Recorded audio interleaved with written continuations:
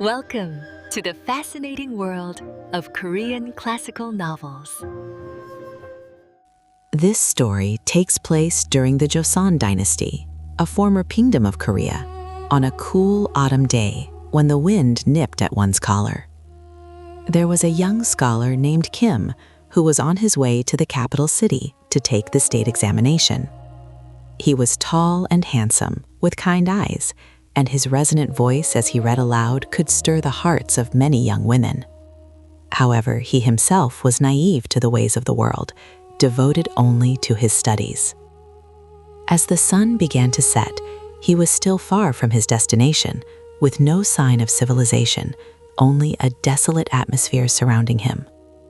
Just then, he encountered a woodcutter carrying firewood down the mountain. "Sir, if it's not too much trouble, might there be a place to stay nearby?" The woodcutter looked the scholar up and down, then shook his head. "Young master, you must leave this mountain at once. It's easy to lose your way here after sunset. Besides, they say something bewitching lurks here, so no one dares to enter at night." Paying little heed to the woodcutter's warning, Scholar Kim quickened his pace, but darkness cruelly fell in an instant, blinding him.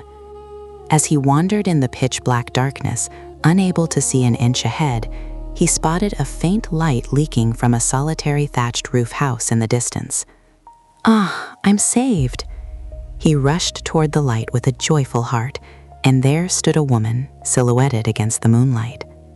As if she had stepped out of a painting, her simple white robes made her appear all the more noble. Her deep eyes, which seemed to hold all the stars in the night sky, instantly captivated the scholar's soul. "I lost my way and followed the light to find this place. Might I impose upon you for just one night's lodging?" The woman nodded silently and let him inside. As he sat before a neatly prepared dinner table, Scholar Kim felt his heart stir once more at the woman's graceful touch. A faint scent of orchids tickled his nose, and the feel of her breath whenever their clothes brushed against each other sent a thrilling shiver through his entire body. "May I ask your name? How is it that you live alone so deep in these mountains?" The woman merely offered a faint smile, saying nothing about herself. Her mysterious silence only fanned the flames of desire in the scholar's heart. That night, the scholar could not sleep. Even lying in the bedding the woman had provided, the scent and shadow of her seeping through the paper door flickered before his eyes. Eventually, he rose from his spot and cautiously made his way to the woman's room. Peeking through a crack in the door, he saw her reading a book under the lamplight, looking like a celestial fairy descended from the heavens. Without thinking, he opened the door. "My lady." The woman looked surprised, yet a shy smile graced her lips. "What brings you here at this late hour?" "I was so bewitched by your beauty that I could not possibly find sleep." At his bold confession, the woman's cheeks flushed red. An energy hotter than words passed between them. The scholar took her slender hand, and she did not resist. In the room, softly illuminated by the moonlight filtering through the paper screen, the two shared heated breaths, oblivious to the deepening night. The next day, the scholar forgot all about leaving for the capital. Completely enthralled by the woman's charm, he decided to stay by her side.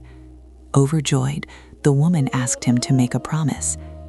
"My dear husband, for the next 100 days, you must never, under any circumstances, peek into my bedchamber at night. And you must never ask who I am. If you can keep this promise, I will serve only you for the rest of my life." To the scholar, blinded by love, such a promise seemed a trivial thing. And so their dream-like days began to unfold. During the day, they composed poetry, played the gyambuko, and whispered words of love. At night, the woman would diligently prepare herbal medicine to boost the scholar's energy.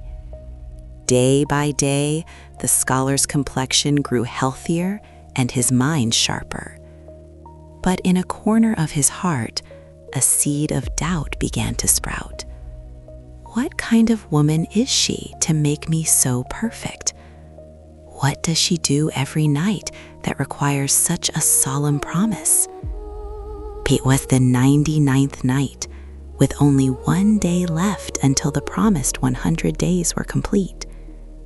The scholar, having briefly gone down to the village, overheard a chilling story at the local tavern.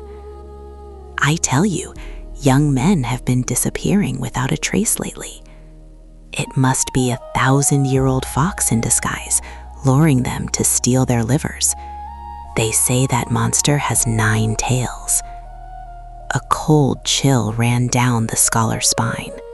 The ominous suspicion about his wife's identity grew uncontrollably. Losing all reason, he ran like a madman back to the cottage in the mountains. And in the end, he broke his promise to his wife. With a trembling hand, he poked a hole in his wife's paper door. The moment he looked inside, he couldn't believe his eyes. In the room, instead of his beautiful wife, was a pure white fox, writhing in agony with 9 thrashing tails. The fox was desperately struggling, as if coughing up blood, to manifest its final 9th tail. It was the last ritual to become fully human. Arg! At the scholar's scream, the fox's desperate struggle ceased. In an instant, the fox vanished, and in its place was his wife, collapsed and bleeding. She looked at him with eyes full of betrayal and sorrow, and spoke, "Just 1 more day. If only you had waited for 1 more day, I could have become a complete human and lived as your wife. I loved you so dearly, I wanted to borrow your energy to become human, but in the end, you couldn't bring yourself to trust me." The woman took out a blue glowing bead from her robes and handed it to the scholar. "This is my 1,000 years of life essence. If you swallow this, you will gain all the wisdom of the world. Please do not forget me." With those final words, she vanished into a wisp of smoke. Only then did the scholar realize the terrible tragedy his foolish suspicion and betrayal had wrought. He wept aloud in the empty room where his wife had disappeared, but she never returned. It is said that the scholar eventually swallowed the bead, passed the state exam, and rose to a high official position. But he never loved another and lived out his days in solitude. Every night, he would gaze at the moon, blaming himself for his lack of faith and longing for the pure love of a woman who only wanted to be human. So, who was the real monster? Was it the innocent Gumiho who yearned to become human? Or was it the weak human who, despite pledging his love, broke his promise, captive to his own suspicion and fear? This story asks us a question. What is the true nature of humanity? If you enjoyed today's story, please subscribe and press the like button. Your support gives us the strength to create better stories. This has been the fascinating world of Korean classical novels.